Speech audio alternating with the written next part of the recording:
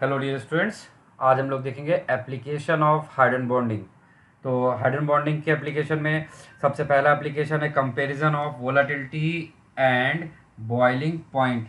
तो boiling point is decided by two things, mainly two things. First is intermolecular force, other one is molecular weight. Surface area is almost similar to molecular wait.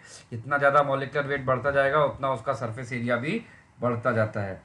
ठीक है, चलिए तो इसी को समझते हैं। जैसे यहाँ पर एग्जांपल लिखा है H2O, H2S, H2SE और H2TE। तो देखिए H2O चार हाइड्रोजन बॉन्ड बनाता है और H2S, H2SE और H2TE ये हाइड्रोजन बॉन्ड नहीं बनाते। तो इन तीनों का कंपैरिजन हम लोग करेंगे मॉलिकुलर वेट से और ये आपका हाइड्रोजन बॉन्ड से। तो इन चारों में सबसे हाईएस्ट बॉइलिंग पॉइंट होगा वाटर का due to the hydrogen bond intermolecular forces. और इन तीनों में सबसे ज़्यादा मॉलिकुलर वेट H2TE का है, तो सबसे ज़्यादा बॉइलिंग पॉइंट उसका होगा, फिर H2SE, फिर सबसे लास्ट में H2S आएगा। ठीक है, बिल्कुल सिमिलरली इसी तरह का एग्जांपल है इसमें NH3, PH3, ASH3, SbH3। यहाँ पर भी अमोनिया हाइड्रोजन बॉन्ड बनाएगा, लेकिन अमोनिया उतना स्ट्रॉन्ग और उतने ज़्यादा नंबर में हाइड्रोजन बॉन्ड नहीं बनाता है। तो यहाँ पर SbH3 का जो बॉइलिंग पॉइंट होगा वो सबसे ज़्यादा होगा due to the high molecular weight. उसके बाद ammonia, then arsenic, then phosphorus. तो अमोनिया यहाँ पर है due to the hydrogen bond और ये जो ऑर्डर आपको दिख रहा है due to the molecular weight है। ठीक है, अच्छा इसकी बॉइलिंग पॉइंट में ही तीसरा एक और एग्जांपल है। Boiling point of ortho nitrophenol is lower than para nitrophenol. उसका आंसर है para nitrophenol inter molecular hydrogen bonding बनाता है, जिसकी वजह से उसका बॉइलिंग पॉइंट इंक्रीज कर जाता है। ठीक है, ये इसका फर्स्ट एप्लीकेशन कंप्लीट हुआ है हमारा। ठीक है, इसके बाद सेकंड एप्लीकेशन होता है स्टेबिलिटी। हमें पता है कि एक कार्बन पर अगर दो OH हो तो वो हाईली अनस्टेबल सिचुएशन होती है, वो ऑटोमेटिकली वाटर रिमूव करता है। But there are some hydrate, जैसे कि क्लोरल हाइड्रेट। यहाँ पर देखिए एक कार्बन पे दो OH है, फिर भी ये स्टेबल है। क्यों? क्योंकि ये इंट्रामोलिकुलर हाइड्रोजन बॉन्डिंग कर रहा है। इंट्रामोलिकुलर हाइड्रोजन बॉन्डिंग की वजह से ये यहाँ पर स्टेबल होता है। तो chloral hydrate is stable due to the intramolecular hydrogen bonding.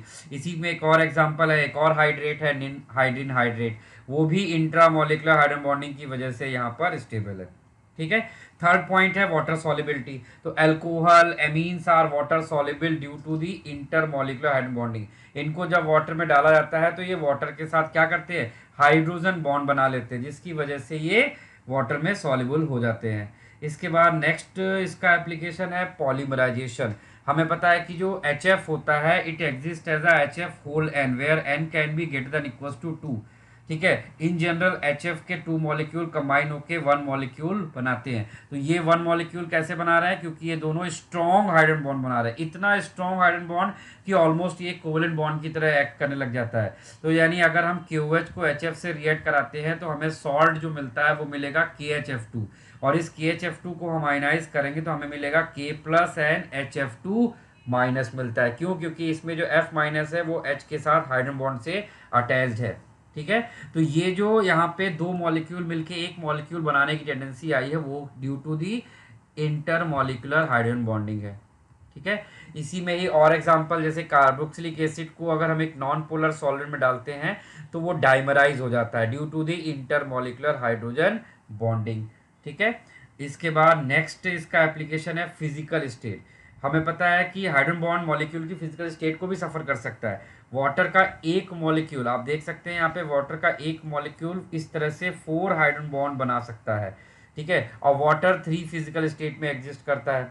तो वाटर जब वेपर स्टेट में होता है तो उसमें कोई हाइड्रोजन बॉन्ड नहीं होता, लेकिन जैसे जैसे हाइड्रोजन बॉन्ड बढ़ रहा है उसकी मॉलिक्यूल क्लोजर आएंगे और उसकी फिजिकल स्टेट चेंज होती जाएगी, और हाइड्रोजन बॉन्ड बढ़ेगा और चेंज हो जाएगी। तो जब 0 हाइड्रोजन बॉन्ड था तो ये गैस था, जब 2 और 3 हाइड्रोजन बॉन्ड है तो ये लिक्विड होता है, और जब ये 4 हाइड्रोजन बॉन्ड बनाता है then it will be in solid state और आइस स्टेट। ठीक है भाई, और इसका एक और एप्लीकेशन देखिए, कॉम्प्लेक्स कंपाउंड जैसे कि ब्लू विट्रियल CuSO4.5H2O, इसका ये मॉलिकुलर फॉर्मूला है, ये इसका एक्चुअल फॉर्मूला होता है CuH2O होल 4 SO4.H2O। यानी इसमें से जो 5 में से 4 H2O हैं वो कॉपर के साथ हैं और 1 H2O हाइड्रोजन बॉन्डिंग से वहाँ पर अटैच्ड है। तो कैसे अटैच है वो आप देखिए, वाटर, एक वाटर मॉलिक्यूल लीगेंड वाटर के साथ हाइड्रोजन बॉन्ड बना रहा है और सल्फेट के ऑक्सीजन के साथ में हाइड्रोजन बॉन्ड बना रहा है। ठीक है।